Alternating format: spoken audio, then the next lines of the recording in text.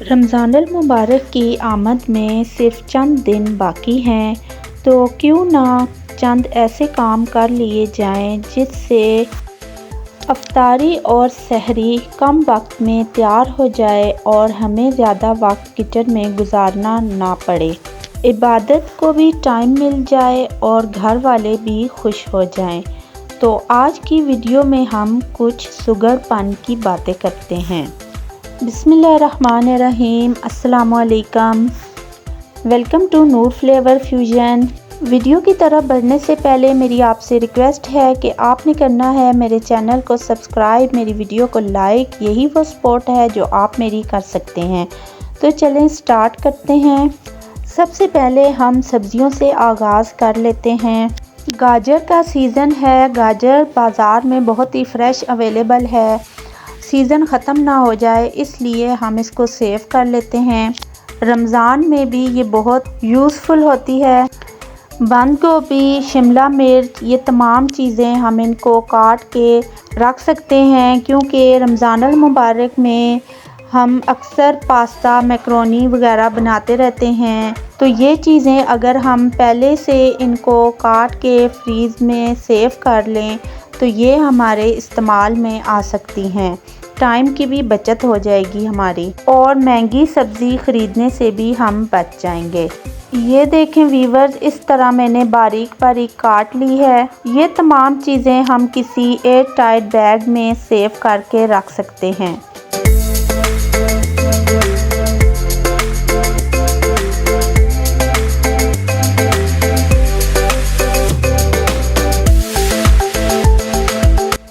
मटर छीलने में बहुत टाइम लेते हैं, तो क्यों ना हम पहले ही मटर को छील के रमज़ान के लिए सेव कर लें। इस तरह आप कोई भी पॉलीथिन बैग ले सकते हैं और उसमें मटर सेव करके रख सकते हैं।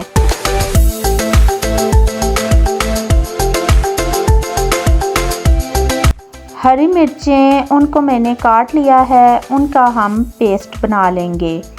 जब हमारे पास पेस्ट तैयार होगा तो हमें किसी भी हांडी में डालने के लिए पेस्ट बनाने की ज़रूरत नहीं पड़ेगी, बल्कि वो पहले से बना हुआ मौजूद होगा। चटनी में भी हम ये इस्तेमाल कर सकते हैं। हरे धनिया, हरे पुदीने की चटनी बना के हम वो भी सेव कर सकते हैं। ये देखें, इसको मैंने डाल लिया है बोतल में और ये अब हम सेव कर लेंगे फ्रीज़र में। लहसुन को मैंने छील लिया है। लहसुन भी छीलने में बहुत टाइम लेता है। लहसुन और अदरक का हम पेस्ट बना लेंगे। बहुत ही इम्पोर्टेंट चीज़ है ये। अदरक लहसुन हमारी हर हांडी में इस्तेमाल होता है, तो क्यों ना पहले से ही हम इसका पेस्ट तैयार कर लें। आप भी इस तरह सेव कर सकते हैं।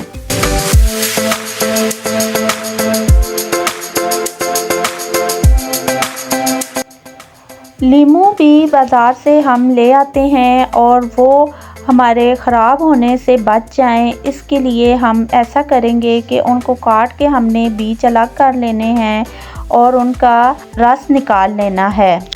रमज़ानुल मुबारक में अक्सर हमें लीमू की ज़रूरत पड़ती है, तो हमारे पास अगर रस निकला हुआ लीमू मौजूद होगा तो हम आसानी से इस्तेमाल कर सकते हैं।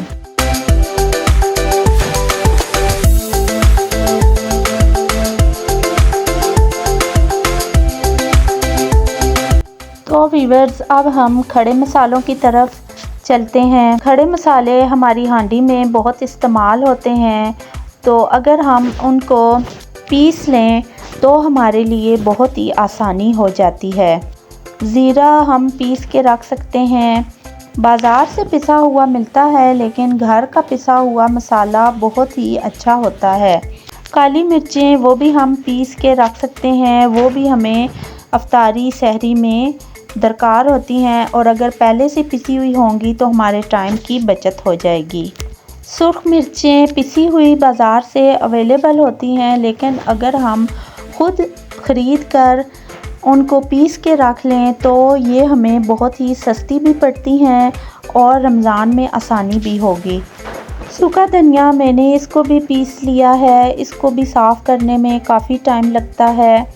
अब हमने तमाम चीज़ों को अलग अलग जार्स में डाल के रख लेना है।